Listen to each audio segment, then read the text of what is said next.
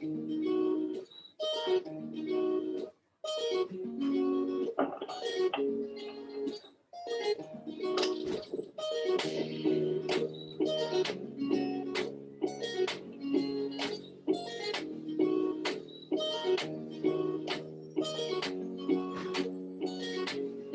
be early.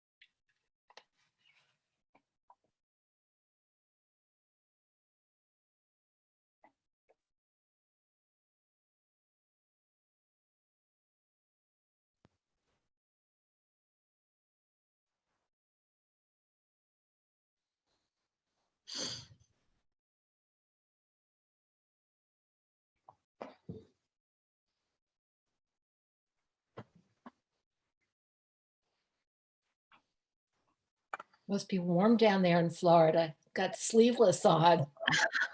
It's hot. It was close to 80. Oh, But we've had unseasonably cold and unseasonably warm. It's really been going wacko. oh Yeah. So yesterday was the first time with sleeveless in a long while. Oh, okay. Had to break them out again. So yeah, I'm enjoying it before it gets cold again. But cold by Florida standards. Right. Yeah.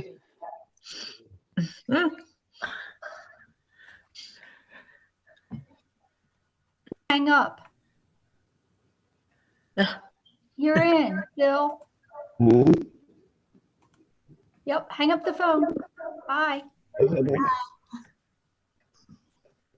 I had to learn how to do Zoom through the browser because my app doesn't work.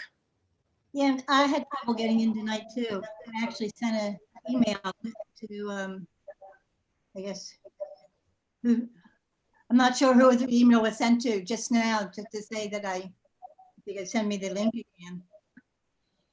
Yeah, direct your camera down, Bill. We're looking at your ceiling. That better? Not quite. I don't see you yet. Okay, wait a minute. I see your hand. Oh, sit down. Yeah, sit down first so we can tell. That's good, Reverend Mark. I heard you.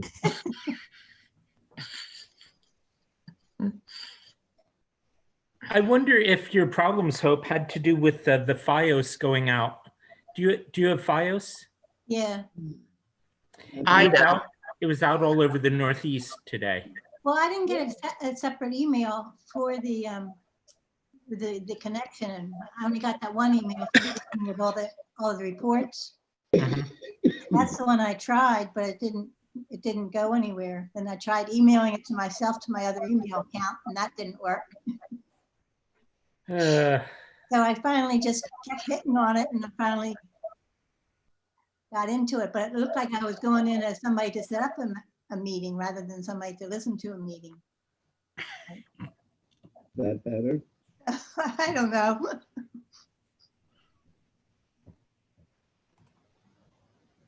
There are times I go in to a meeting that I've set up and it doesn't recognize me as the host.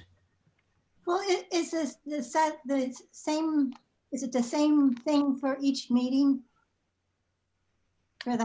For this group, I believe so. It's a recurring thing. So if you save an email that did work, Yeah, it should work. Oh, I should try that too. so once I have a successful one, I should just mark that as for the Lydia group too, for the women's group too. Don't count on it though. It looks to me like the email that Jane sent out on Monday, what I'm seeing on my screen is HTT space PS:// that space. It was that- real that would- long. That would make it not it would not work. Somehow I got- Except that I used it to get on and it did. Huh. Yeah, I did too.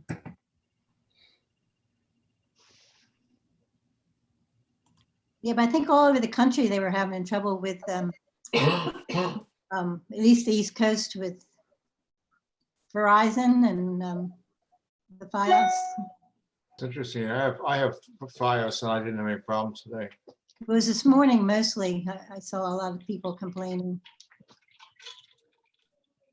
And something about Brooklyn, something was in Brooklyn, some piece of equipment was broken that was affecting everybody. Yeah, I heard that on the news. Yeah.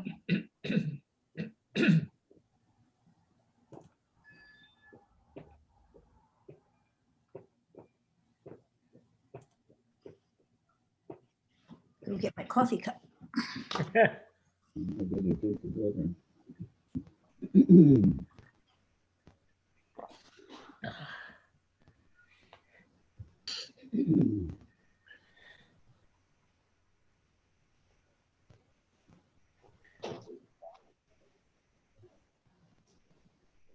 Ryan, with those headphones on, you haven't been calling people about their extended warranties, have you? All the time. Oh, I got one of those calls today. It was said from Phoenixville. It was on my house phone. And it was like a pause and then a distant voice said, "Grandma?" And he wouldn't tell me who he was. And I didn't really say much. And then he said, "I'm a relative." You know, my 3 grandsons use their cell phones and they would call me, they would text me, they wouldn't call me. Scary how they try to do that. But the caller ID said Phoenixville. Oh, I had an extended warranty caller the other day and played along for a little while. And then he said, "What's your mileage?" And I said, "I don't know. I need to go out and look. Hang on a second." Did you tell him you have a Mini Cooper? He goes, "Oh, we won't insure those." Oh, no. I usually come up with something they've never heard of. Okay. You drive a Maserati or something. Yeah, I've done Maseratis, Lamborghinis. One time I did an Edsel. The guy had no idea what that was. And younger than us. I know what an Etzel is. So do I. I've heard of them. I mean, yeah, I don't know if I'd recognize one. Oh, well, that was the whole thing. You would recognize it. Because the front was like this. The, what, the center front. Yeah. Uh-huh. There. Come on. Oh, hi, Rebecca. Come on. There you go. Pretty good. We have a pretty good audience here by the looks of it. And Rebecca, look at that. She needs that eagle hat, Bill, Yeah. or an You eagle mean a vest. beagle hat? Okay, let's call to order. And the first line item is the hardest part for somebody to find a volunteer secretary to take notes. Any takers? I guess I'll take it. I didn't see who that was. Me. Oh, thanks, Sally. Okay, hang on while I take attendance.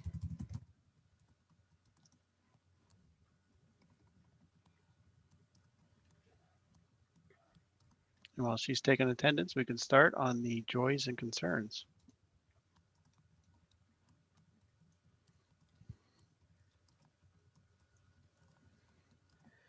I can mention a few if you want. Bob Highland tested positive, and he was quarantined all last week. Was asymptomatic and doing very well. So he is in good spirits and sort of chugging right along. Jim Pearson is at Powerback at Spring Mill, room 252, getting his strength back a little bit following a fall. He had been quarantined, and because he wasn't walking around getting exercise, he lost a little muscle tone, and that led to everything else. But he's up and getting his strength back. And if you didn't see the note this morning on the prayer chain, Marianne Peffel's brother-in-law is on a ventilator right now. So he's struggling along.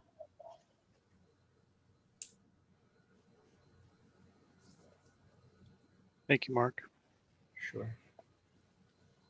More joys or concerns? Excuse me, George, is Judy with you? No, Sorry. her term has expired. Okay. She got thrown off.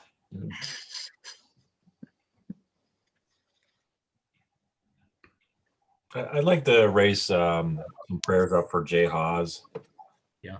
I was texting with Gina this week. I actually texted Jay on Saturday and just asked how he was doing, watching football and whatever. And I didn't hear from him at all. And I texted Gina and made sure everything was okay. And he's been in and out of the hospital with pneumonia and other issues. So he needs a lot of healing right now.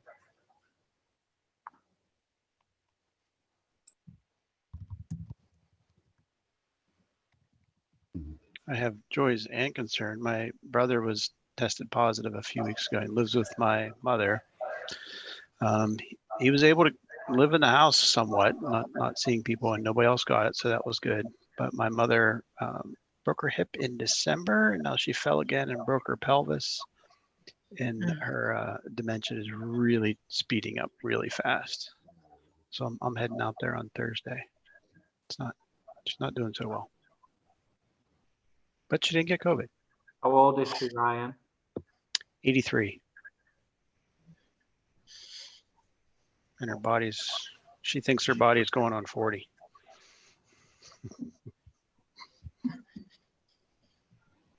And I have some good news. They put me down as one of the first people to get the shot. When it comes in, because of my breathing. With my asthma. Well, I'll share a joy.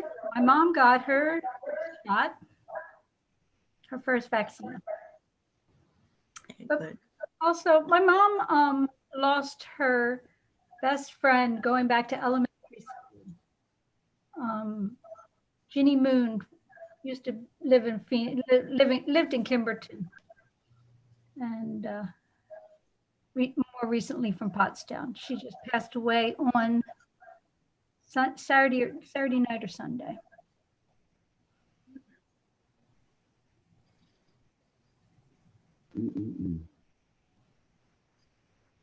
Or does anybody feel moved to have the opening prayer?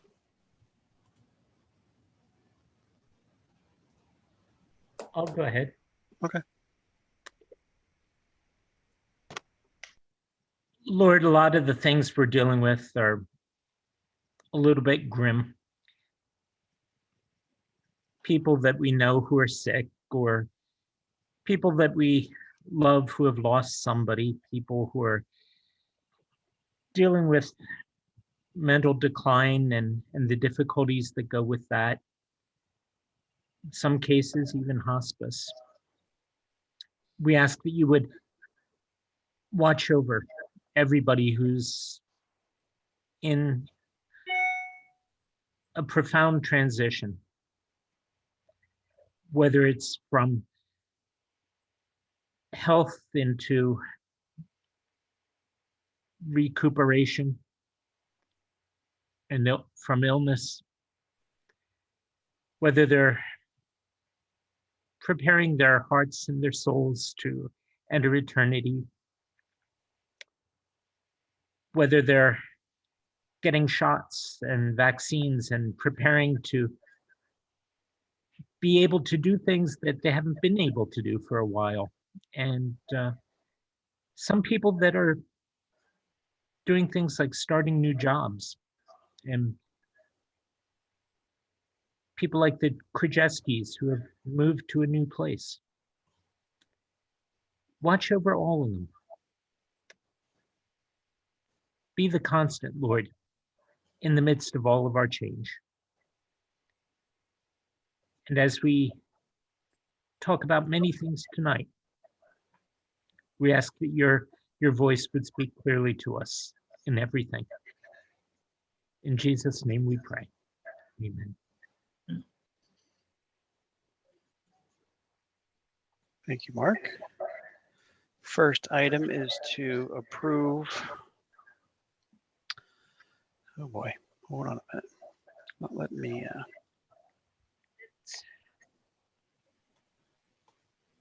Hang with me here a minute.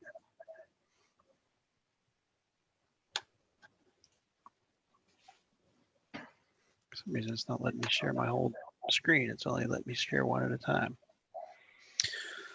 To approve the minutes from the last November meeting. Have anybody to approve this? Move. Nancy approved. Anybody second? Second. Bill seconded. Did you get those, Sally? Got it. And moving into the pastor's report.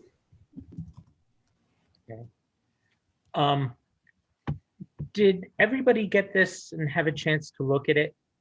It's extremely lengthy, and I won't get too tedious with it, but Ryan did promise I could take time, an extended period, as long as he got ice cream. So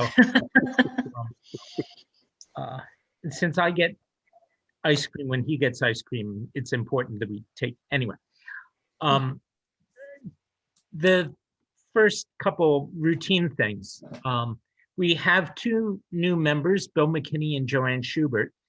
They transferred their membership from Grove United Methodist Church and officially recognized that in the online service the other day. Wasn't quite sure how to do that, but went ahead and we did it that way. We've also lost one member, Marge Milos. She died in early January. And we, again, have been dealing, as the prayer concerns indicate, with a lot of illness and its effects. We closed down in person in November as infection rates approached 3%, and as of the end of last week, they were above 4% in the borough. We are, I think, months away.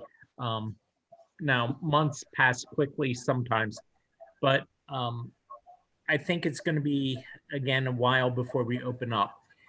I'm recommending that we look at drive-through ashes, a virtual Lent, and an outdoor Easter.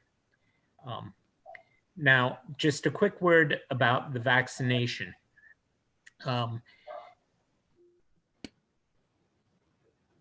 Because of how things have gone in the past several days, there are going to be a lot of people in the congregation who are suddenly eligible for the vaccine who were not at the time when even I wrote this, people who are over 65. But because they became eligible, the church staff became ineligible.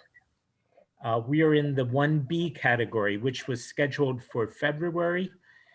Now we've been bumped back to sometime in July or August. Really? So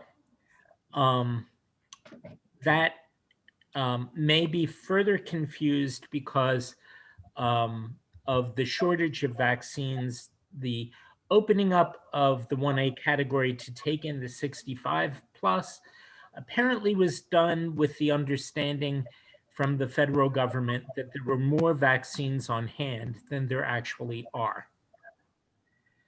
So at this point, not even everybody in 1A is going to be able to be vaccinated as quickly as they thought.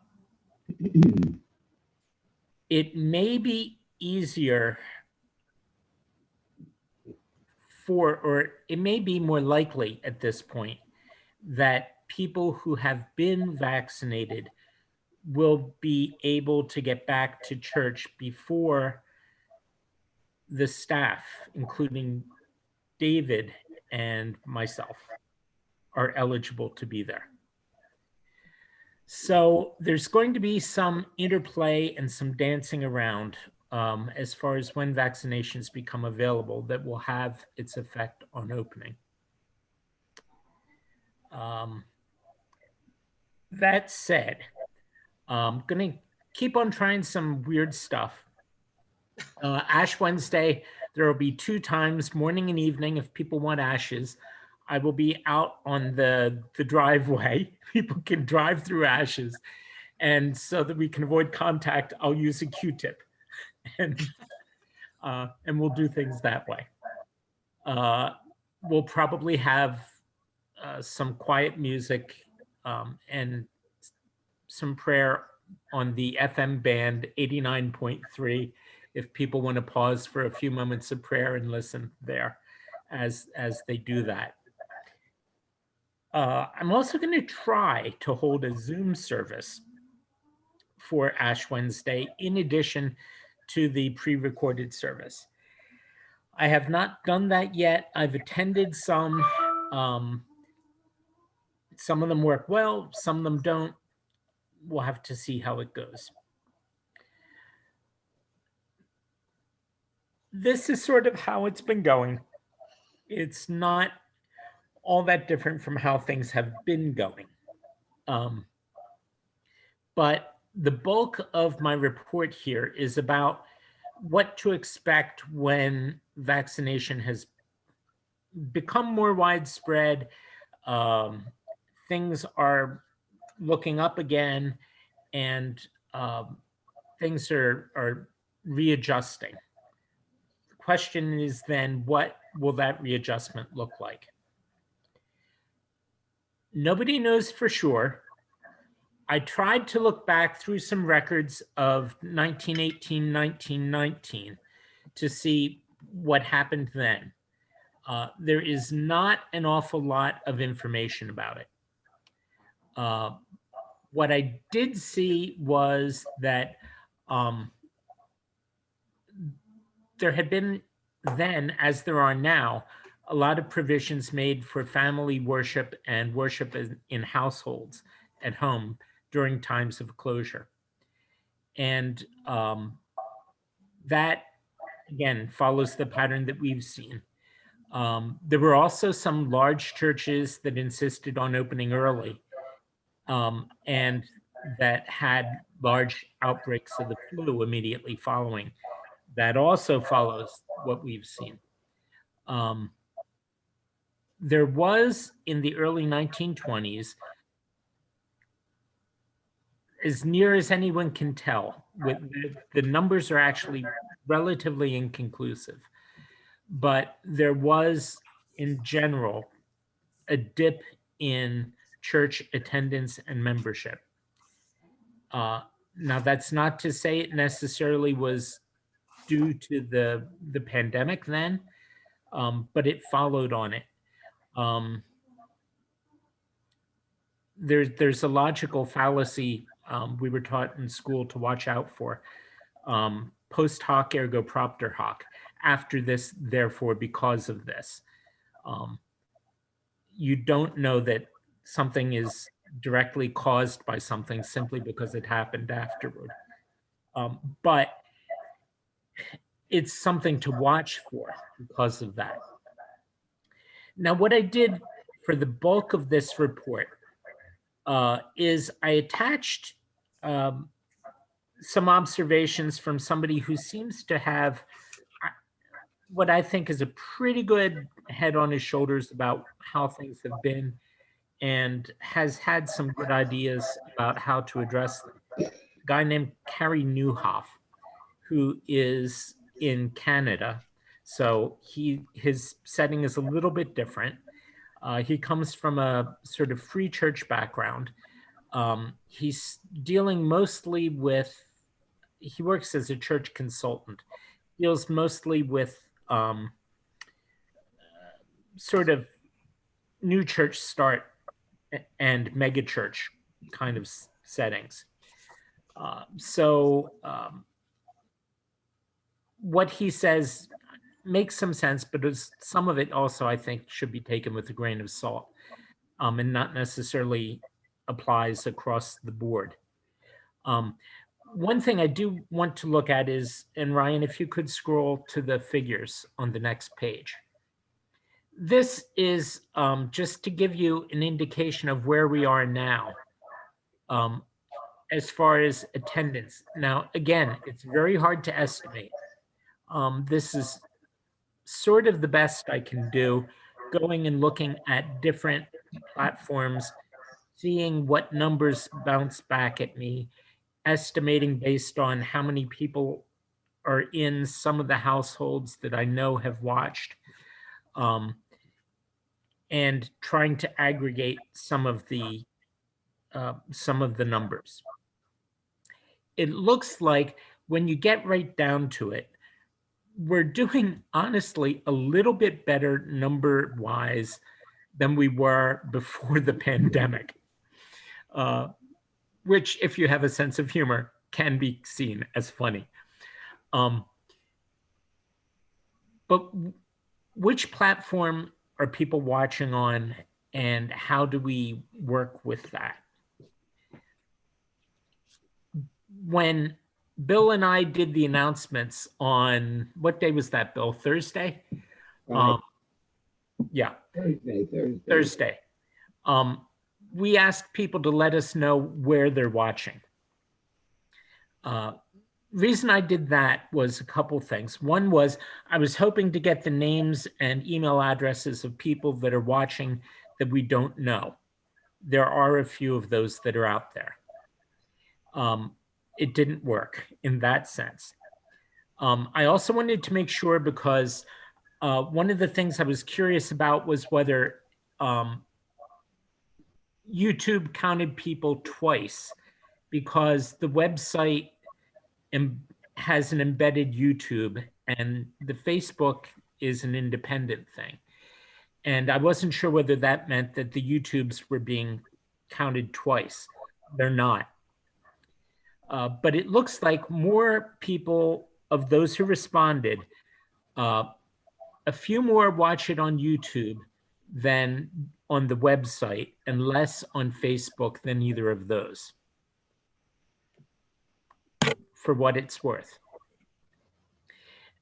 Now, Carrie Newhoff keeps emphasizing throughout his comments that everything needs to be recognized online one way or another. That during the past almost a year, so many people have become so accustomed to having that as an option, that even though when we open up, not that we've been closed, but when it's in person, there are going to be less people appearing in the building on a Sunday morning. But that does not mean necessarily there will be less people involved. But the nature of their involvement and the pattern of their involvement is likely to change. There will be those who will still prefer online worship, possibly other things that are put online. And the recommendation that he puts out is keep all of that stuff going, do as much, take a wide angle, at least for the first year or two, until it becomes clear what is most effective in reaching people. And then after that 2 years or so, begin to focus on what is working well.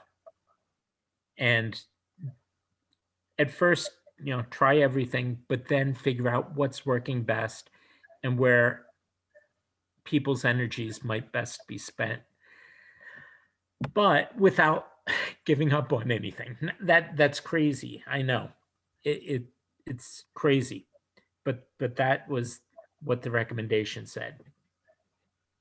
Now, let me throw one more thing into the mix. In November, I said that I was going to get together a group of people to talk over what they see in the future happening. And I sent out invitations to a dozen different households, and specifically to people, all of whom are younger than me, trying to get the millennial, the Generation Z group. Of those, there were 2 people who said that they would be in on the discussion, and one of those forgot it. So I had a great hour talking with Susan Pyland, and her feeling was not what Carrie Newhoff suggested. Her feeling was, I can't wait to get back in the building. I just want everything normal again. And that is exactly, I think, what almost anybody would have felt. And it's regardless of generation. I asked her what her friends, people she knows that are recent college grads up into their mid-30s and so forth, how they are reached. She agreed that Facebook is for middle-aged people. Yeah, you're right. It is. It is.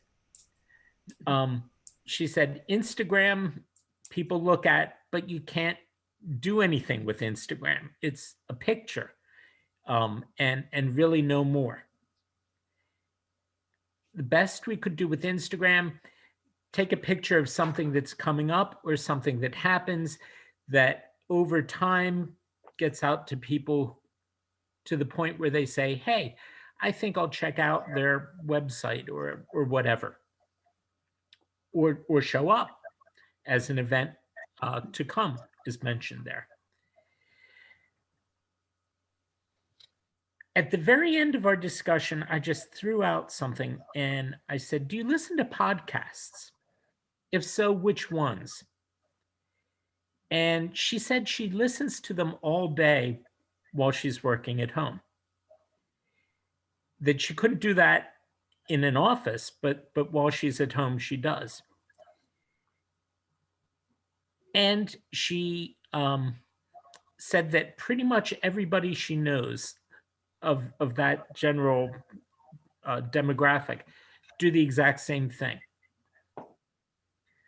So my question is, now this is where my hair would get whiter if it could. Does that mean that we should do a podcast?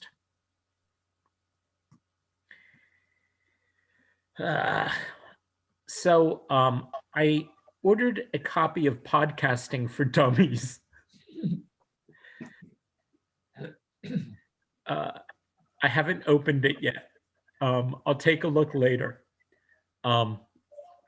One thing that occurred to me that I have been doing, I've been trying to do a short devotional on YouTube every day for a while. Been reading through the Psalms. And yeah, Exactly, Mark. Emily listens to podcasts all day too. And if you drive anywhere, I bet you yourself do as well. I have, the New York Times does a podcast every morning that I listen to on the way in. And on the way home, I listen to a variety of different ones.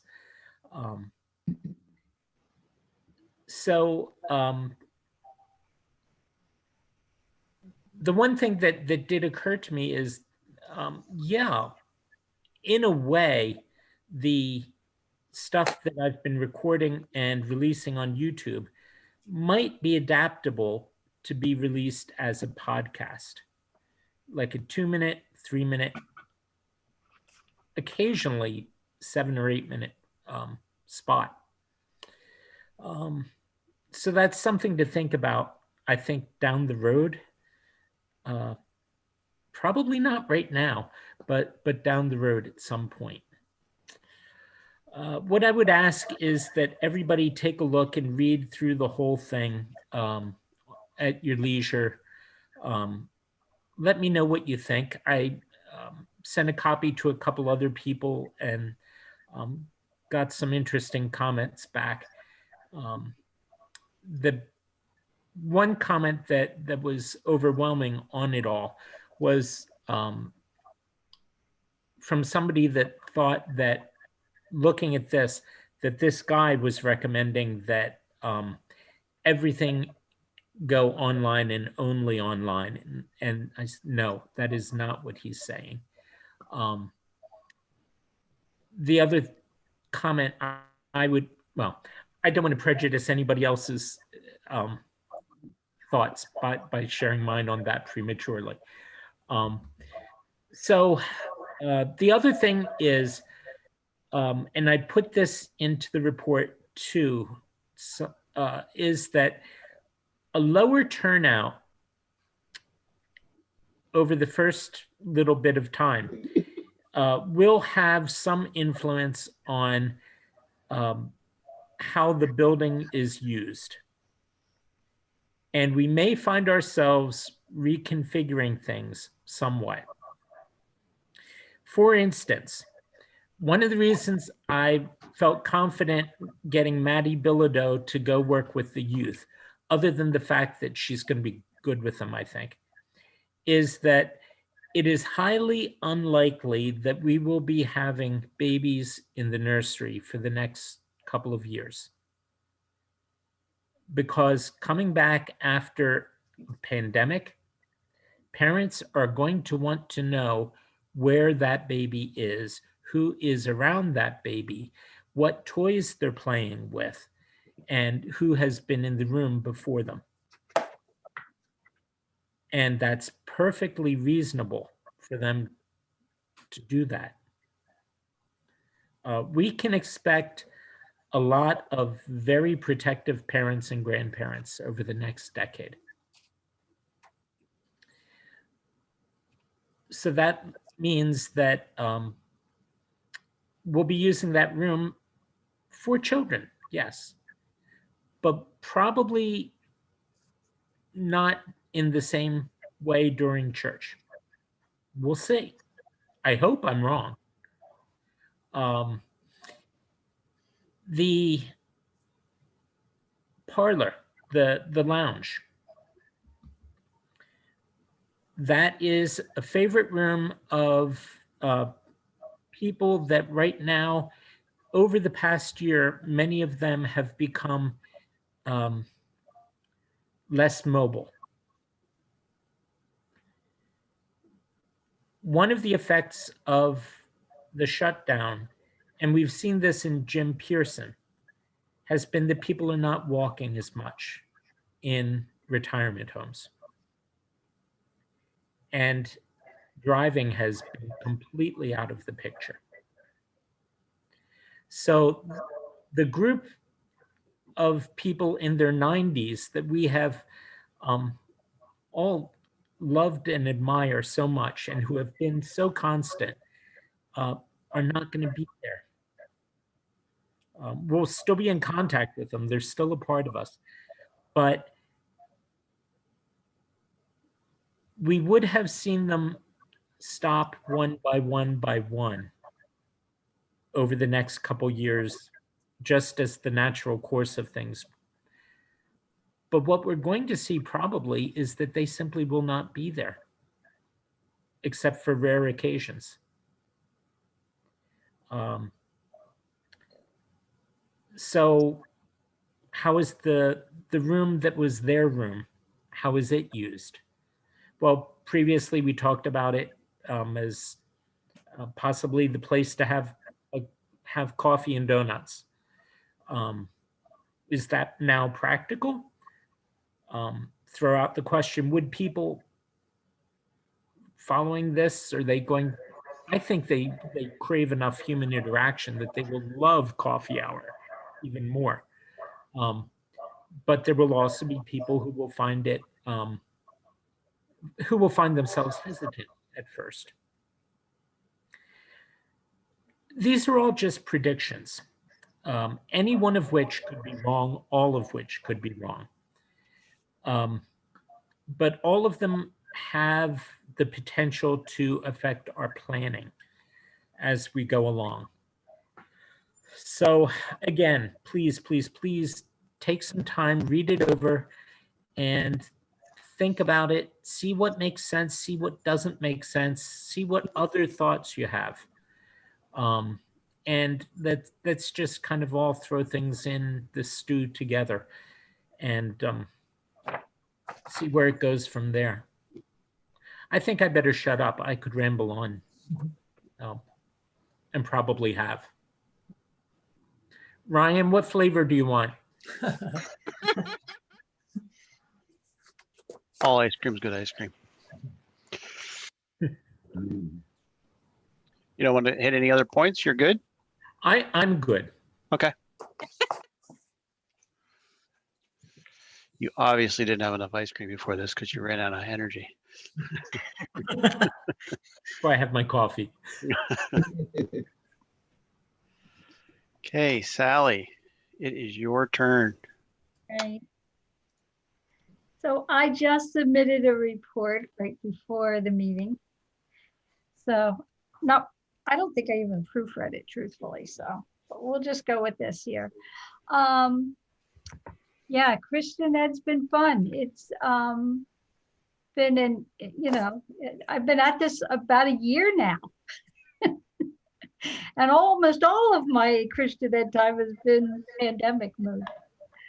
So, but anyway, I still struggle all the time to meet with the families and the parents and figure out how to do this best. And I list some of the things there. Well, I wish we could just get on the phone, but I don't know a good time to call a family, and they don't want to answer the phone many times anyway. Emails, I send a lot of emails. I'm grateful for Servant Keeper because that has so eased the process. If you don't know, Servant Keeper is our database. And but I don't get a lot of responses, so I don't know, but if I get 1 or 2 responses, hey, I'm getting a response, right? So for instance, I send out reminders. I have, when I see a lesson online that's free and available for reprint, I sometimes just send those lessons out. Like, so I just sent one, I wanted to send them, I try to send them ahead. Like this one I just sent was for Valentine's Day. It's something I'm not going to be using on my Zooms or on my videos. So I sent it out to all the parents over the weekend. And I already got one response that was, great. I want to do this with the kids. Let's see. Texts, I get responses, but they're very short, and you don't find out how families are really doing by text. And I'm still doing my YouTube videos, and they are, I make a comment in my report that they are fun, And I didn't say that when I started, but now I can say I'm having a good time doing them. And they are watched by everybody from children on up. And I want to say, Ryan, I understand Ryan will argue, but Bill Sadler is my biggest fan. So, but I have adult, feel like I have more adult fans than children fans, but it's all good. Zoom has been hit or miss. I've added a 7 p.m. on Sunday Zoom, which is much better for families apparently than the 9:30 in the morning Zoom. And in fact, one parent did get back to me and say, it was so much easier to go to bed tonight after a nice, calm little half-hour Bible story with me. So but it just, I have to remind them every week to show up. I can get as many as 9 on in the evenings. I had 8 on this week. And morning, my 9:30 Zoom gets 2, but they're both there. They're both 5th grade boys. They're both there every week. And so it's a little different because the evening one, they're all 3rd grade. I think they're all 3rd and under. So it works out well. It's almost like having 2 Sunday school classes. There's a Sally? Yeah. And if I could add, I've got a 12:30 class for the 7th and 8th graders, and that's a steady 6. Okay. So that's That's great. I think that we're getting there. Yeah, with a lot of the families. And I do enjoy the Zooms. I like being in their houses. I've seen most of their Christmas trees and some of their gifts. They were able to, like, at the beginning of the one Zoom, I said, now go, if you can find your favorite gift and bring it, show it to us. And so it's been fun to actually do stuff you can't do in a classroom and get to know I always have one of the Davids in the background. Elizabeth says she's my, what did she tell me? She's my oldest student or something. Elizabeth David. But visits, I have to tell you, visiting families has been really productive, really joyful. I don't generally call ahead. I prepare bags, like some are bought bags, but often they're just brown lunch bags. I may reprint a few like worksheet kind of things. I put a letter to the parents. I put a snack in for the kids. I put a craft in. This last one was to make a ice cream cone into a bird feeder. And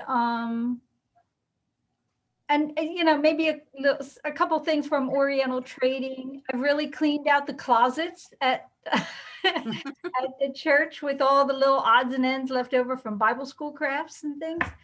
So, but the parents and the kids, they put on their masks, they come outside. I can spend up to a half hour there just chatting, sharing like, what they saw in their hikes, because our Zooms, we talk about God sightings. So people like to talk about what they see outside and how they're getting along, updates on how hybrid school is going or full-time school is going or full-time virtual is going. So I really, even though it's very time consuming to drive around as far out as like Eagle over to Royersford and everywhere in between, it's the whole weekend. It's Saturday afternoon, Sunday afternoon, but it's really, I end up feeling really good about it, that it works out. So I do that about every 6 weeks. Just did it last weekend. not this past weekend, the weekend before. And I'm preparing, starting a Lent one. I'm going to do an Easter one.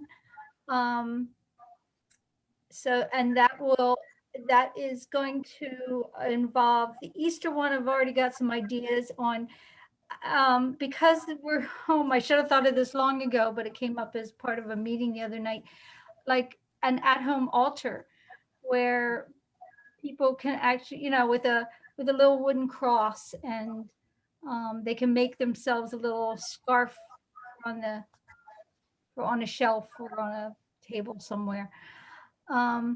Anyway, that the visiting is the one that's really working out. The kids really seem to appreciate. Moms just like want to come out and chat. It's really good. And so and dads too. What else? Oh, so I have an idea. I don't know how.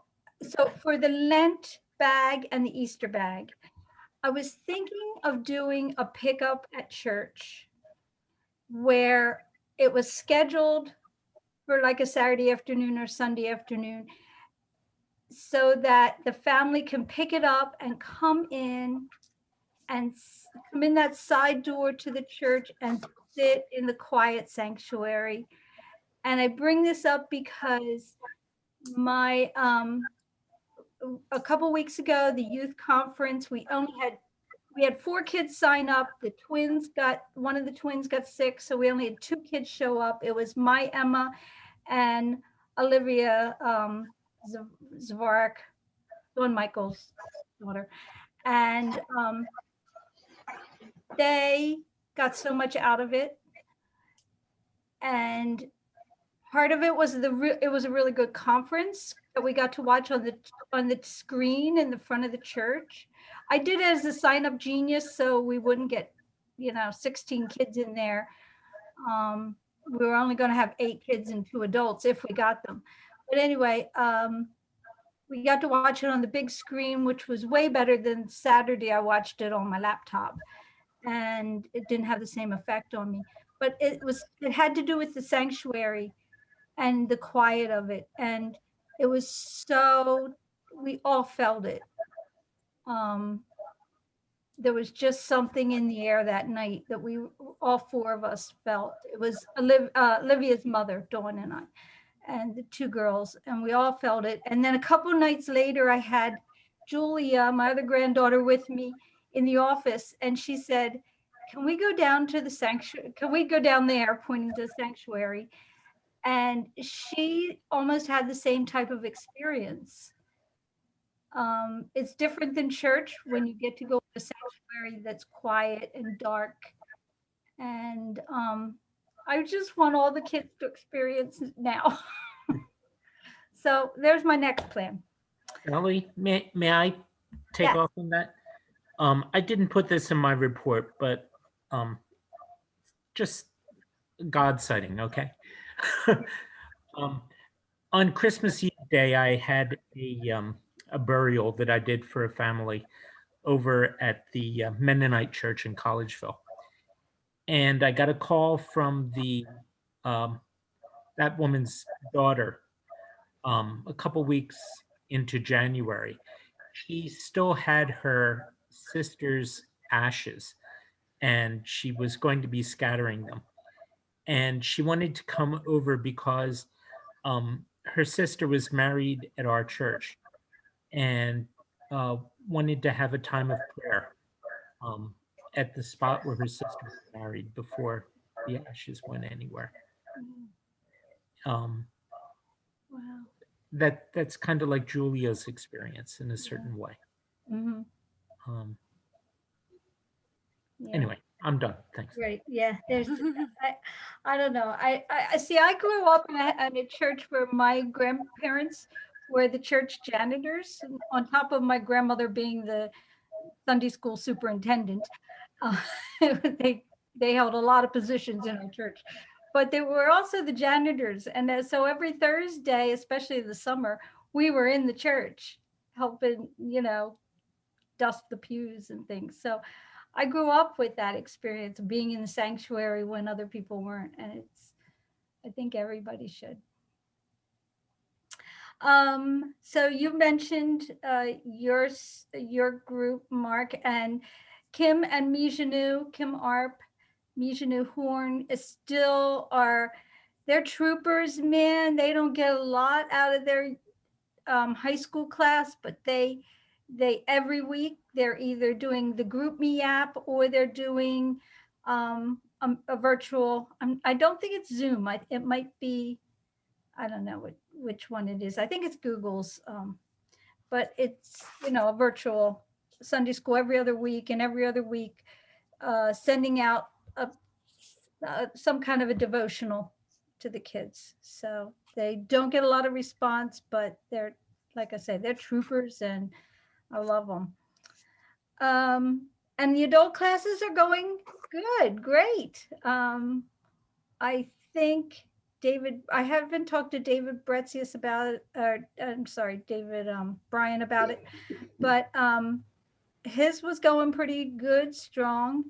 I think he did miss this week. No, he was back this week. It was 2 weeks ago he was off. Okay. And then we have a social justice group that sort of changing the name away from the book club, but it's the social justice group that's going strong with the new year too.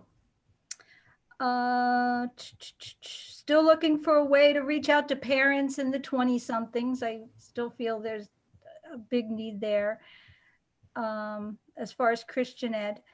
And I meet with a group of Christian ed people that Eva Johnson has hooked me up with, and that has been so inspiring.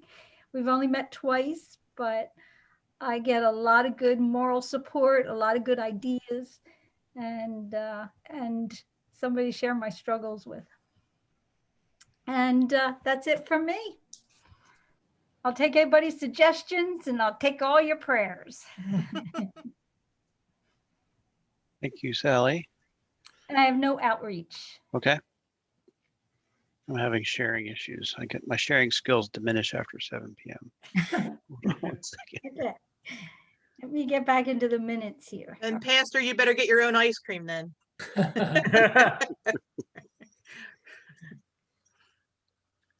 Tom, you have updates?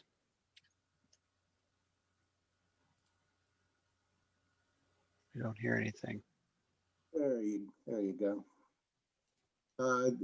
Diane and I had the pleasure of delivering meals for the community dinner to some of our congregation, and just wanted to pass back the gratitude and the appreciation of the couples that we visited, Evelyn and Bill Frederick, Nancy and John Piddock, Phyllis Swinehart, and Joe and Betty McGowan. It was a lot of fun to deliver those meals, and they were very happy to receive them, and was one of the joys we had of that day. On to trustee business. The affordable housing land use project, we've had one of our developers drop out of active consideration. That still leaves us with 3 developers who are interested in the project: Luda Cooper, Church Housing Group, and Petra. And Petra's submitted some additional information. Luda Cooper's kind of in the lead on information and data about the project. And we're still waiting for a submission from Church Housing Group, but I'm pretty sure they will add their thoughts to the plan.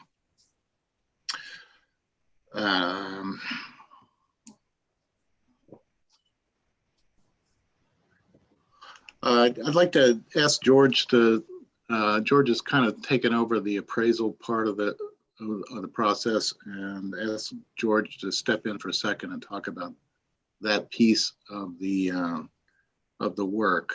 He's been in contact with Luda Cooper and the appraiser and the surveyor. George, could you give us a quick update on what you've found out?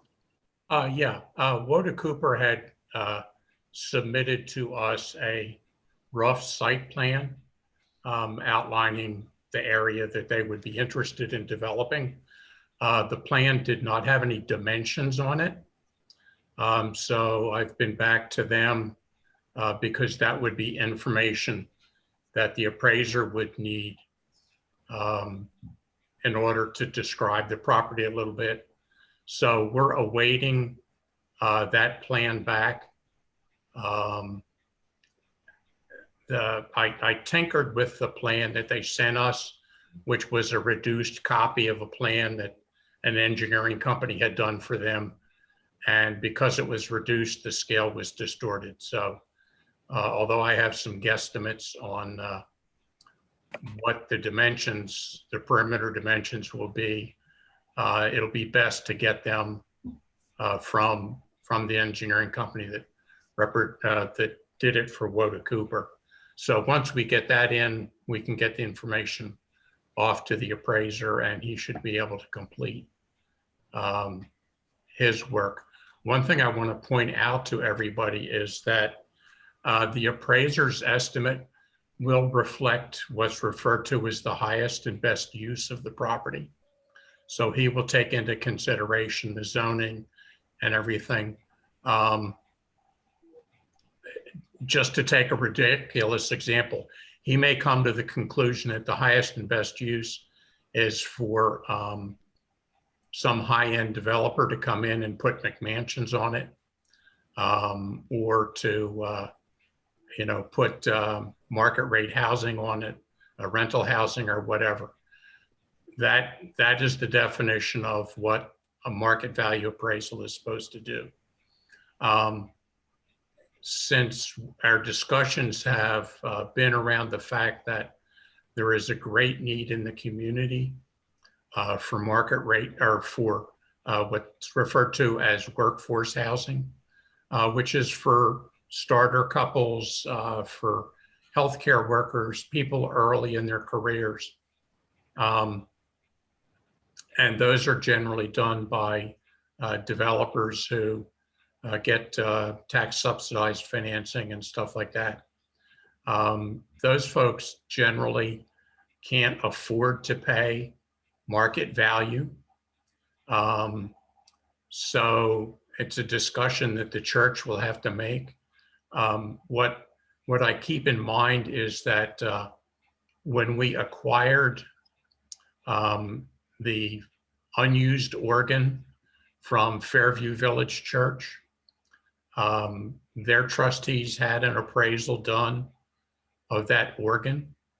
The market value of it was more than we were able or willing to pay, but they were perfectly willing to sell it to us at a reduced rate because they knew it was going to go to a good home, and that we would be able to utilize that. So in the event that,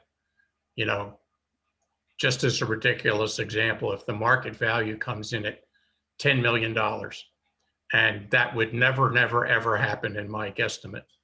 But we find that the workforce housing developers are only willing to pay $500,000, $400,000 for it. We have to make a decision as to whether that fits into our long-range mission and ministry to the community at large, and whether it meets the needs of providing significant or enough revenue for us to be able to earn off the investments to cover anticipated future operating losses.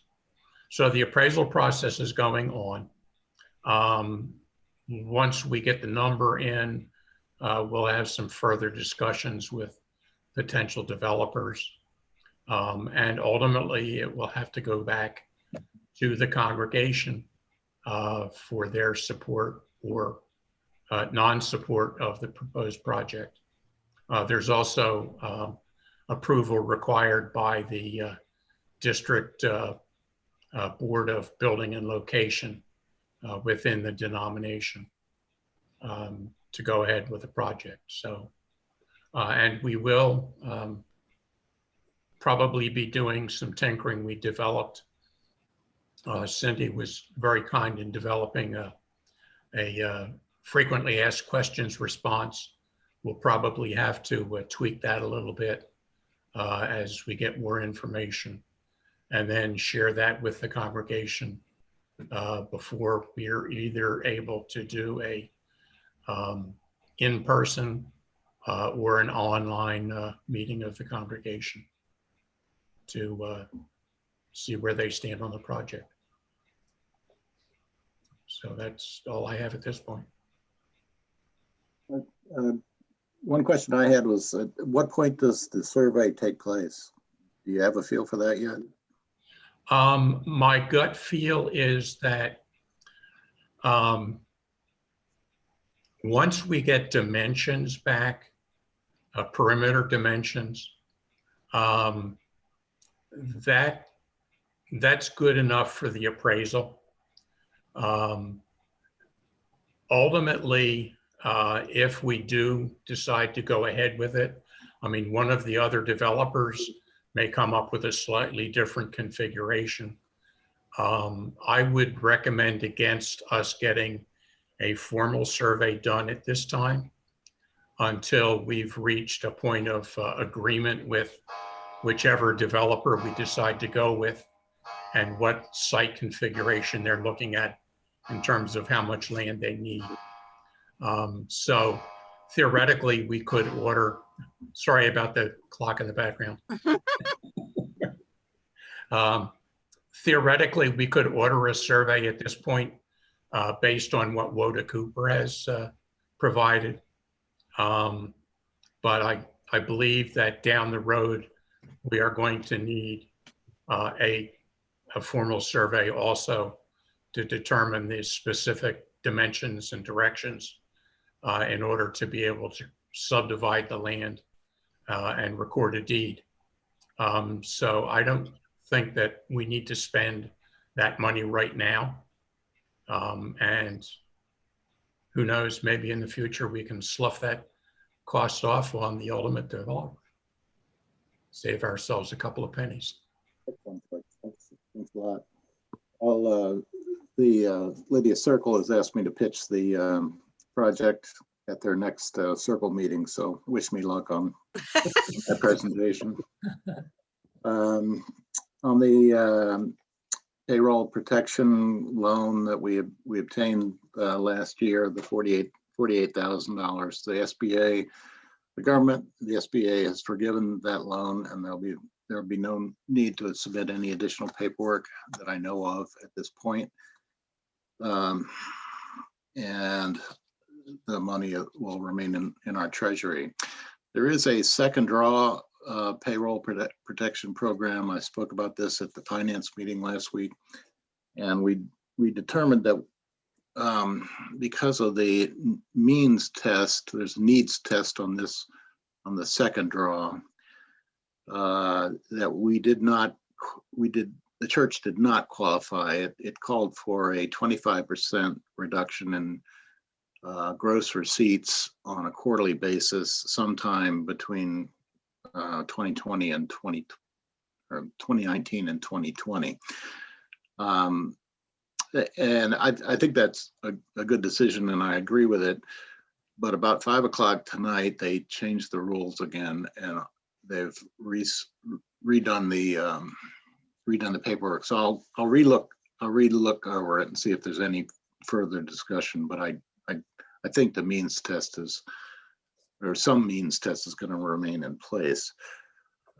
On the conversion to natural gas as a heating source, we have a few hundred gallons of oil to work off still, and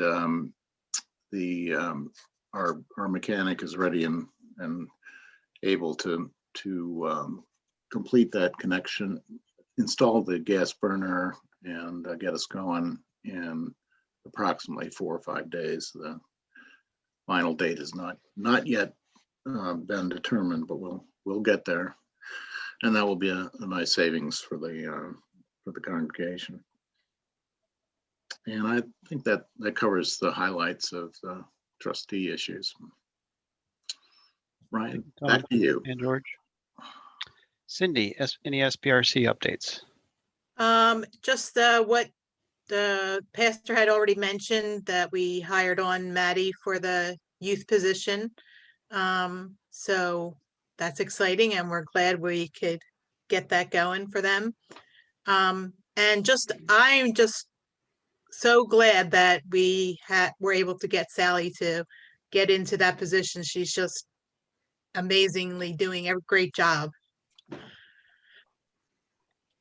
That's it. I don't have anything else. Okay. Thank you, Cindy.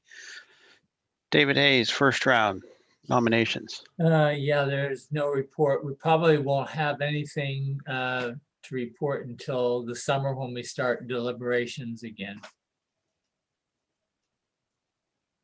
Okay. Communications, Mark? I have nothing for communications, but I'm ready to talk about finance. Okay. Wait a minute, we have to pause. All right, finance, go now. All right, I'm gonna share my screen because I put a couple notes on there. So if everybody can see the Excel spreadsheet. We can see it. First item, just closing out 2020. Just a couple items to point out. I put a row into the spreadsheet without the PPP. We came up a little more than $900 short of our projection, which really wasn't bad given everything that was going on with COVID.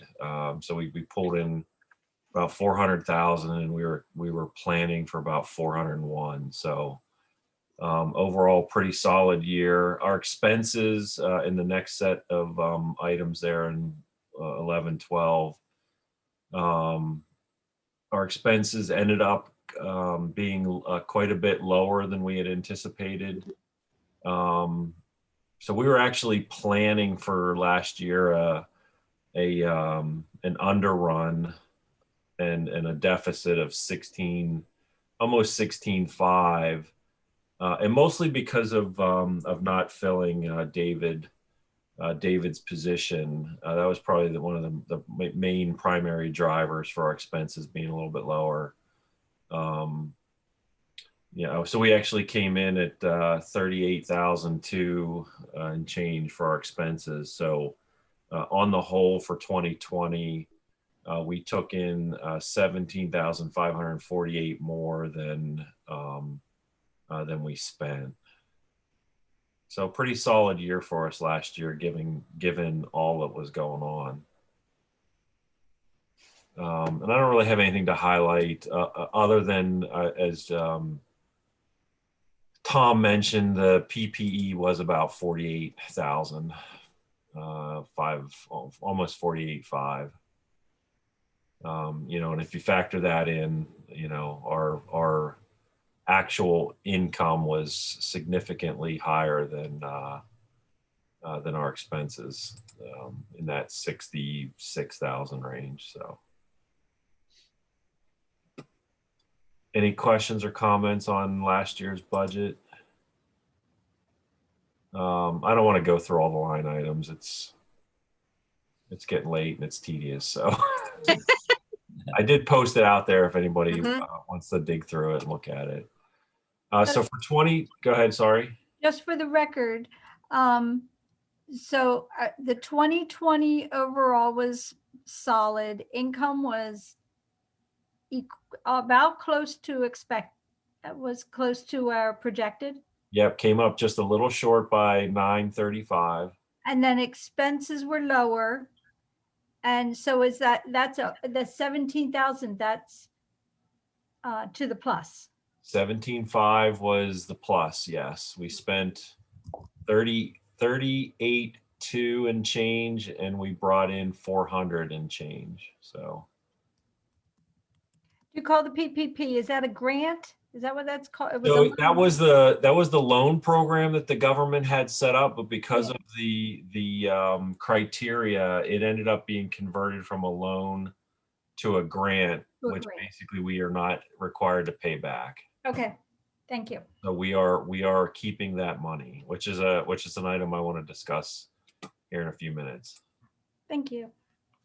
So for 2021 budget, I apologize, Ryan, I just saw an email from George and you guys. I think George actually ended up taking this and doing some things with rounding off the cents and decimal places. So we might be off slightly in what I'm showing here, but the general overview is accurate. So just remember, we pulled in 400K last year in income. We are going because of COVID and one of the challenges is actually the Valley Forge Kinderhouse. We're going to project slightly lower income for 2021 of a little over 392,000. The Kinderhouse issue is that, and I won't say it's an issue, but in order to help them, we've agreed, I think at Finance and here at AdCouncil, correct me if I'm wrong, Ryan, but that We agreed. we agreed that we were going to give them $1,000 per month reduction in their rent for a period of time until their attendance is going to return to normal. At this point in time, we're not expecting that to occur until basically their fall semester, their fall school year kicks off. So, you know, conservatively, actually not all that conservative, might even be more than this, but we've got 6 months of reduced rent from them. So, you know, we're looking at several $1,000s less than we might have expected from them, which was part of the reason we're coming in a little low. The other kind of changes from 2020 really are the COLAs for all the employees that has been discussed at AdCouncil. All the items in orange come from the district and are dictated to us. So things like group insurance, healthcare funds, a defined contribution that we give, workman's comp insurance. So there's a couple items like that in the budget that they dictate to us, and we copy them into our budget. So overall, that compilation of items, I believe, came in slightly lower than the 2020 budget. Not a lot, but it was slightly lower. I think I got two other items I just wanted to bring to attention. We do have a budget allocated for this year for both Sally and, as just mentioned, a youth minister position for the year. So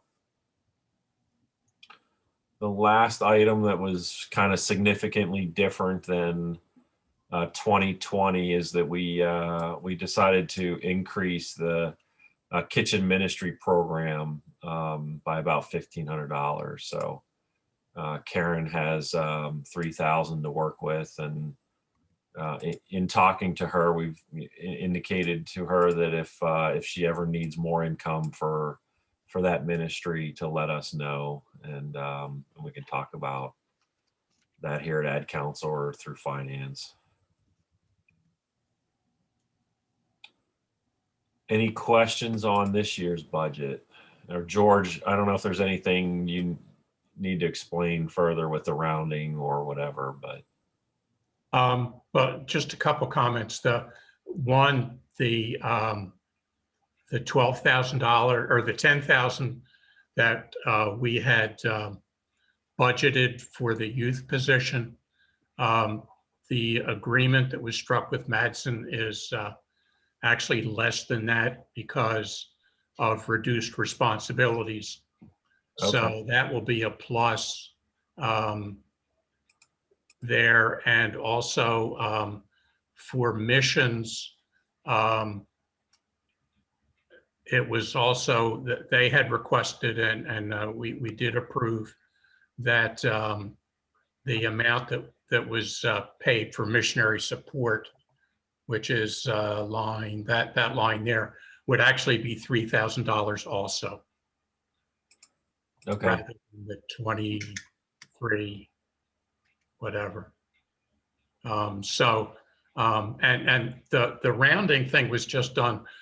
Historically, we didn't worry about odd pennies in categories, so that the budget was always done in even dollar amounts. Okay. So I just went through and rounded up to the next highest dollar, all of the income and expense items. So it doesn't make that much of a difference. But the savings on Madsen's pay will more than offset the increase in the missionary, what we pay in support of the missionary. Okay, thank you, George. Yeah, there are little nuances of putting a budget together that poor Bill and I didn't know about as we were trying to take over for Jay and Ryan, who had turned things over to Jay early, I guess last year or whatever. So, I didn't give you the magic 8-ball. No, we didn't. Bill did a great job. They gave an 8-ball, but it was rounded up to 8.5.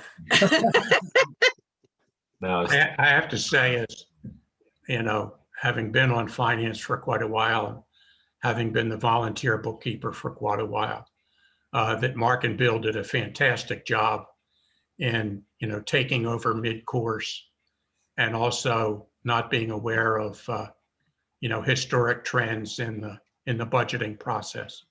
They did a fantastic job. Thank you. We did our best. Bill did a lot of the legwork trying to reverse engineer the current budget into a plan for 2021. So, and then he and I and a lot of others did do a lot of great review of it. So, trying to figure out where we had duplicates in our budget and the items that were dictated us by the conference took us several months to figure out. I'll be honest. So, Mark, could you scroll back down to 114, please?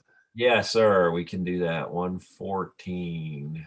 Aside from payroll, this is the biggest item. This collection of things called connectional ministry expenses, and this is our obligation to the conference to contribute to the 4 or 5 items that right there, and that is the single biggest. It's around $50,000. It's comparable to minister salary or something like that, and that we have when we began the discussion on financing the church back in the spring of last year, we discussed whether we would cut this to make the figures match what we had coming in, and as a congregation and a finance committee, we decided that we would maintain this obligation as we always have, and but it's a big item, and this one doesn't change during the year. This is one that's fixed and we have to meet. So I just wanted to plug that one more time so people were aware of where the money goes. It doesn't all go to the salaries, doesn't all go to the church, to maintain the place.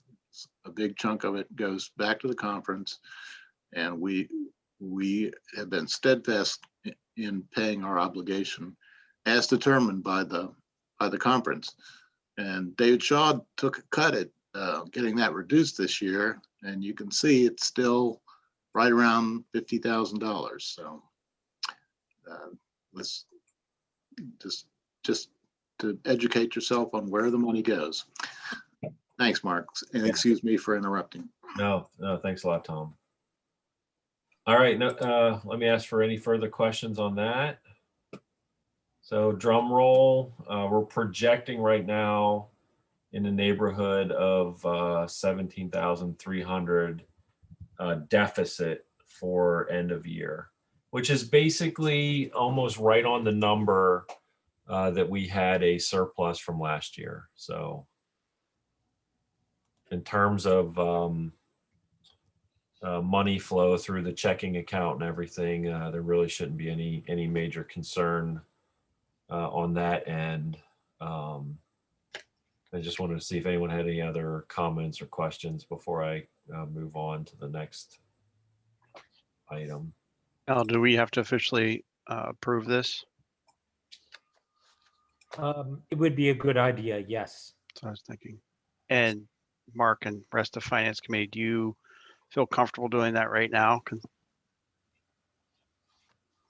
Can we approve it with a note that we've got those couple changes to make? Yes, that's So we have to acceptable. update the youth minister number, the missions number, and then in general what George was doing with rounding of items. We just have to go back and do that. Sorry, the second one, youth minister number, what other one? Yeah, so the youth minister salary number and the contribution to mission support was about 20, I think it was 2,300. It was almost that number, or low. I can't remember. It was right around 2,000, and George indicated that it's been bumped up to 3. Okay. So we're accepting the budget. Can you go up to the top, Mark? So Sally can write the number down. I think Sally, Barry, be helpful to write those 3 numbers down right there. Okay. I just want to cut and paste on the share screen. It doesn't work that way. Mark can put it in the chat. I could do that. Let's see. I'm gonna pop the chat open.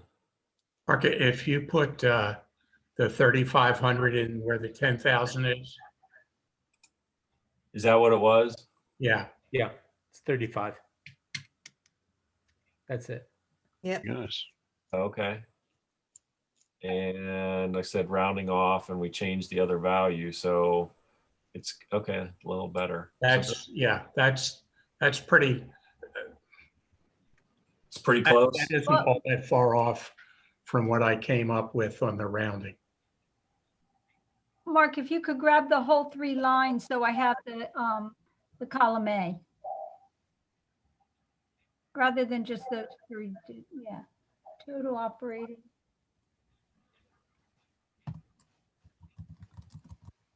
Sorry, you want that? Yeah, thanks. Perfect. You can see that okay? Yeah, that's what I want. If you can put that in the chat for me, I'll pick it up there. Does the Finance Committee feel confident on moving forward with an approval of that?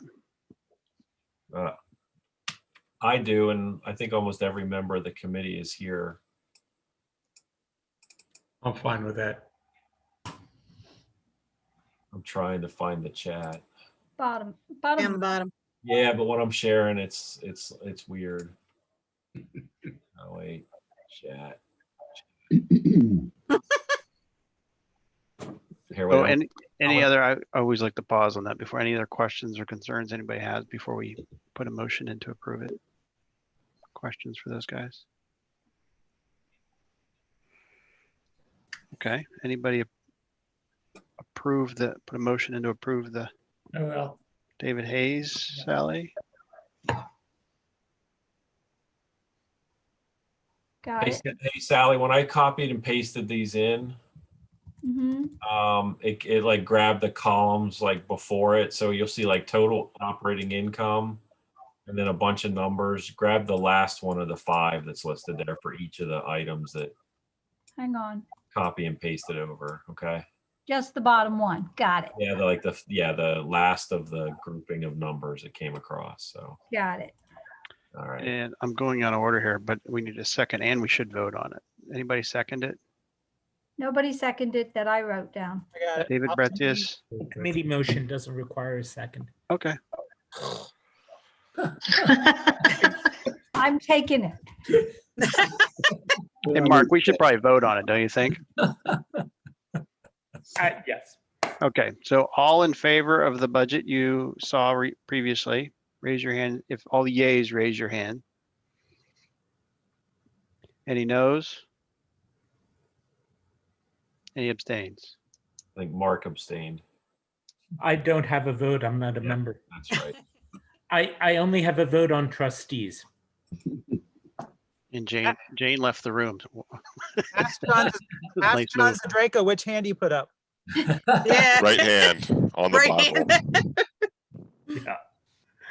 All right. So the last, I just wanted to mention that that Tom had brought to trustees just an overview of where our endowment and brokerage funds are at right now. Just to take away that the stock market has been doing phenomenally the last couple years, and the growth of these funds has been very favorable. The long-term endowment funds are currently in the neighborhood of $400,000, and the brokerage fund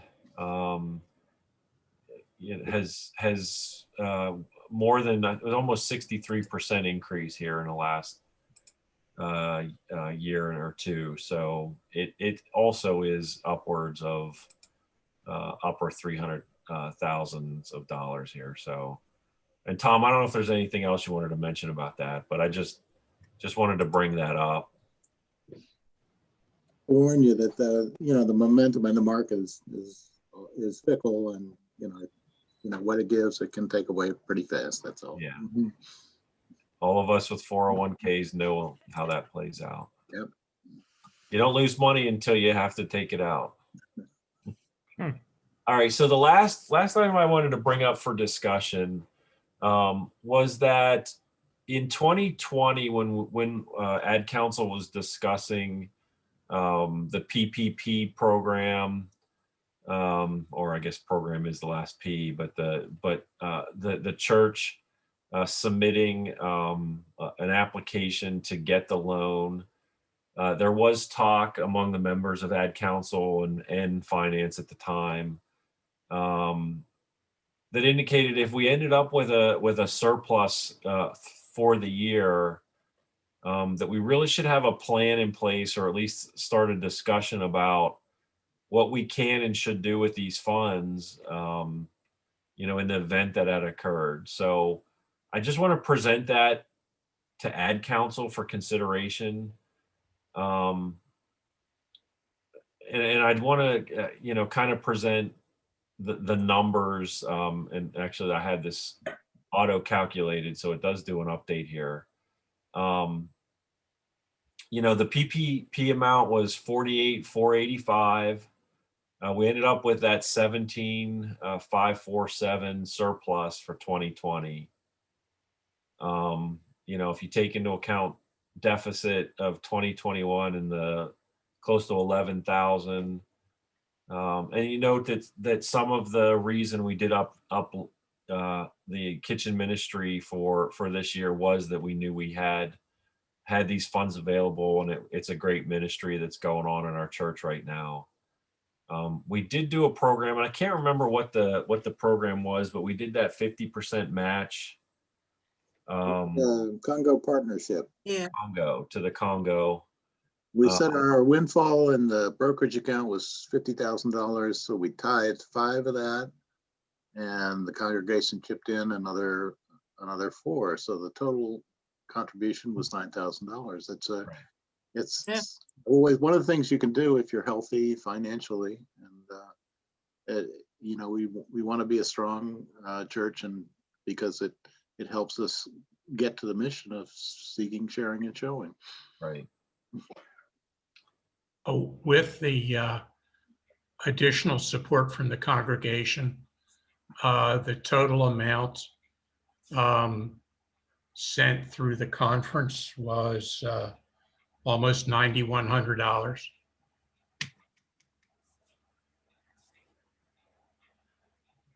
All right. So just throwing some numbers out there that we've been, things that we have been doing.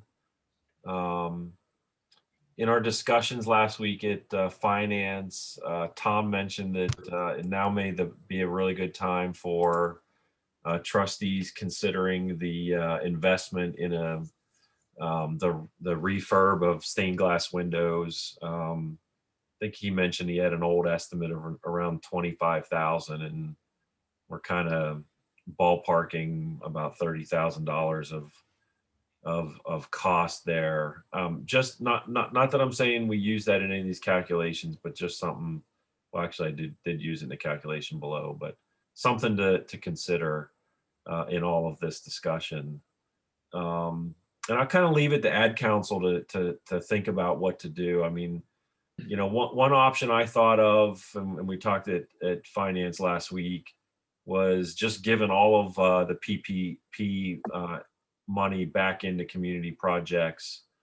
You know, with that either our church is conducting and or directly into programs that are in our community. I personally would recommend doing something quarterly. So if you took all 48,000 and change, you're looking a little over 12,000 every quarter to pick some projects to consider. Now that doing that would mean that money for the windows would come out of some other funds, whether it be the brokerage account or endowment funds or however it was chosen to be funded. It wouldn't be taken from the, you know, the surplus that we mentioned. And in fact, I probably could add, because we had a surplus in this projected deficit, you probably could add the difference of these two to this number to increase that a little bit as well. The other option was potentially to take out the 30,000 from the PPE and then divide that up quarterly. And then any other options AdCouncil wants to entertain. But you know, I think we're in a good spot right now financially to entertain these kinds of things. And I think thinking about it from a quarterly standpoint gives us an opportunity to back off third and fourth quarter giving if for some reason we see if unforeseen challenges in our financial future happens to us. Let me put it that way. Let's not put all our eggs in one basket, but we could at least get started. You know, every quarter we could reevaluate where we're at and Projecting a deficit for next year. yeah, we're You're projecting. not projecting a surplus. You're projecting. Yeah, we're projecting. Yeah, we're projecting the surplus. But as I mentioned, you know, you could basically take the difference between these two. Last year's surplus and this year's deficit. We're still, you know, that's $6,729, almost $30 that you could add into these equations as well if you wanted to be true to the numbers. Again, there's different ways to cut and slice this and look at it. I'm just giving you a couple options that, you know, there are other ways to look at it as well. I mean, you could also argue that some of the church match portion of this and kitchen ministry increase could be already deducted from you know, from this giving total, because they are programs that we are contributing to. So let's open it up to the floor and see what people have to say about this.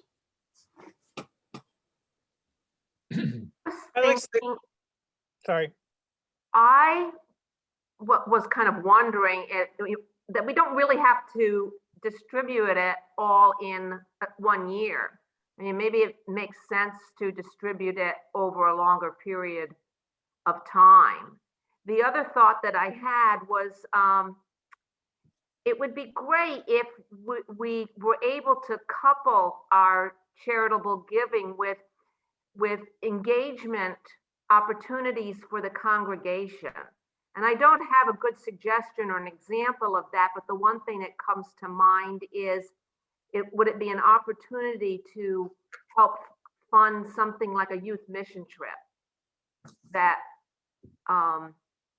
where the kids could be involved in delivering a mission to, folks that are less fortunate than they are. Did you have any other thoughts on it? Yeah, I mean, that to us kind of felt like you get two wins out of it, right? If you, even if you put this whole amount aside to become a seed amount for a endowment focused just on mission trips, youth or adult, now you're using the money to engage our congregation in something that is also clearly giving to whatever the focus of that mission trip is. So the main idea we were kicking around is there some way to further engage our church population in the charitable activity that this money generates? That was the big idea. And the one kind of small idea we had that would be an example of that is mission trip funding. Great example. Yeah, I love David it. Bretzius. I like that. I'm hold off.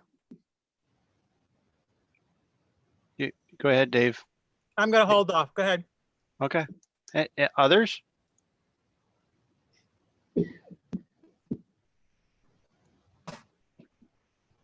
I think we're ready for you, Dave. Dave B. Okay, I was just going to say, considering the time of the night, I was going to suggest that this will be something that we should ponder individually for the month and put this on the agenda for next month, but put it on like really early in the meeting so that we have an opportunity to actually sit down and discuss this while we're all fresh and save the reports and all that kind of things for the end of the meetings so that we actually have time for a really good discussion about a topic that, we really need to have a good discussion about. That's fair. I agree with that 100%. I was going to make a very similar comment. So, I mean, I think it's at this point of the time of night, it's kind of hard to start thinking about things. Well, I guess it isn't hard to think about ways to spend money, but to everybody have a chance to go back and think about things. I mean, I didn't even think about the idea that Dave and Kathy just talked about, and I think that's a really good idea too. But Dave Hayes and I were talking last night while we were standing out in the cold about how, we put into the package to the congregation that the trustees have been putting off projects, that maybe it's time now that we have the money that we can say, okay, well, it's time for the trustees to be able to do some of those things as well. But I mean, that's just another idea as well. But I think we should, everybody go back and just think about it and have a really good discussion about that kind of topic and take some action on it next month. I love that idea. Yeah. And Dave and Kathy threw in something to really make us think about it. So I love that. And finance team that wanted to present this, are you guys okay with that, to kind of say, okay, we just teed it up, let's really dig into that first item next month? I'm perfectly fine. That was the goal. The goal was to get AdCouncil thinking about this, and we didn't have to have any resolution tonight. It was just, and the money's not going anywhere, so knock on wood. Okay. It's there to be used throughout the year. So yeah, let's hold a month and have a good discussion. And that gives us time to do more parking lot conversations or emails, however you want to go about it, and come up with ideas for next month. Okay. Anything else from finance? I don't think so. Anybody else in the room that was at finance, we didn't want to bring anything up? I think we're good. Okay. Thank you. Dave Hayes, any lay later topics? Yeah, from the conference, from Eastern Pennsylvania Conference, sent us out some information on the 2021 tools for ministry. Obviously, it's not going to be in person this year. It's going to be via Zoom. They have a brochure, and they have a list of the topics that they're going to have in the workshops. Two thoughts: if anyone, I can copy this to anyone who would be interested, any of the committee chairs. And I was also wondering if with Mark, Pastor Mark, if you had any of those workshops that you thought would be good for any of us to attend, to bring back information to the church. Let me look at the Okay. list. and spread it around? If anyone would like just a copy of the brochure or the email that I got from the district, I can certainly send that to you, and you can look at the brochure and the list of topics. If you're interested, just text me or email me or whatever, and I can get that to you. Hey Dave, what's the date of the event? It's March 13th. March, okay. I can't remember. Dave Shaw, you can help me remember this. Was it last year that we went or 2 years ago? Yeah, it was last year. It was Yeah, like the last thing that was done before shutdown. Yeah, right. And 2 years ago was the ice storm. right. Last year it was very helpful. We got good information. It's good to kind of mix with fellow Methodists, and there's really a wide variety of topics. So if you're at all interested, let me know and I'll send the information to you. Dave, I think the link to the brochure was in the last issue of the e-news, Mhm. right? So anybody can just get it from there. Sure. Yep. 'Cause I printed it out and I'm planning on going. Okay. That's it. Okay, and missions update. Yeah, do you have the minutes? I do. Hold on 1 second. I'll share.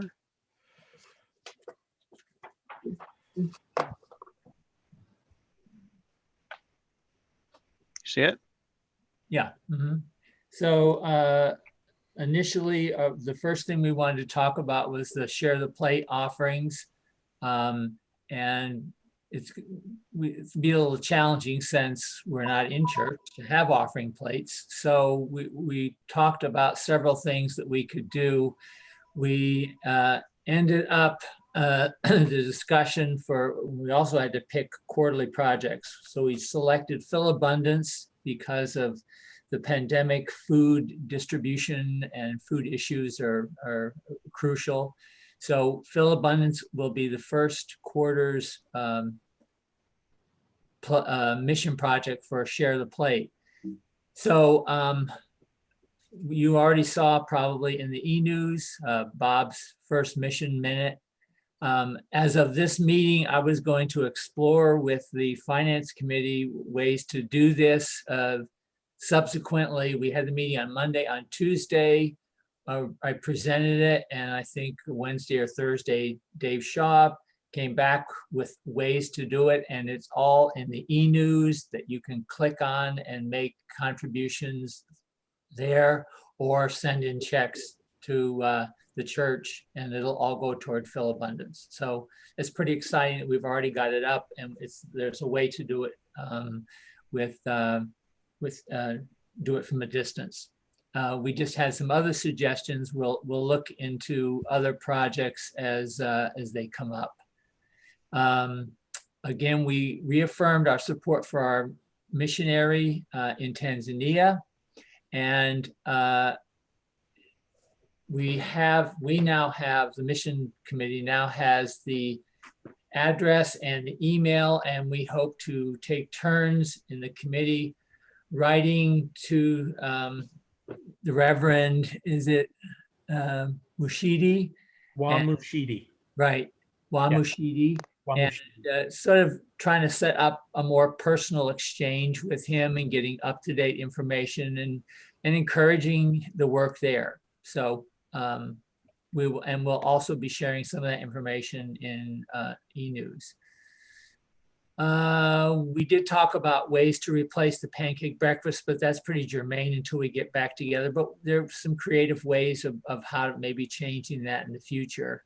Also, Kathy will be the liaison to UMW. We want to make sure that we're not doing things at cross purposes and we can support each other. So Annette Harrison, Nancy Lineberger will also help with that too. And we will meet again in April to look at the next quarter's projects and to discuss other items. That's it. Okay, thank you. Just quickly adding on to that, you'll be hearing from Nico Horn. He's working on his Eagle project. So keep your eyes on the e-news for how that unrolls. Okay, any new business? Old business? I'm not gonna go over the calendar because Dave, Betsy, and I are very tired.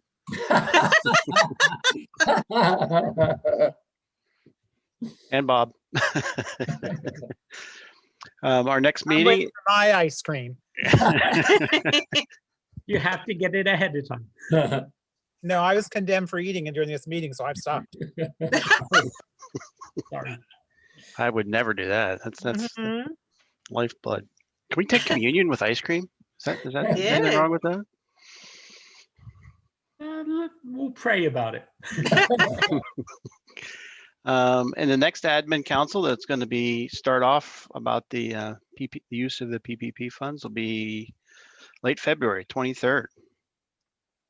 It'll be here before we know it. Yeah. Do I have anybody to volunteer to close in prayer?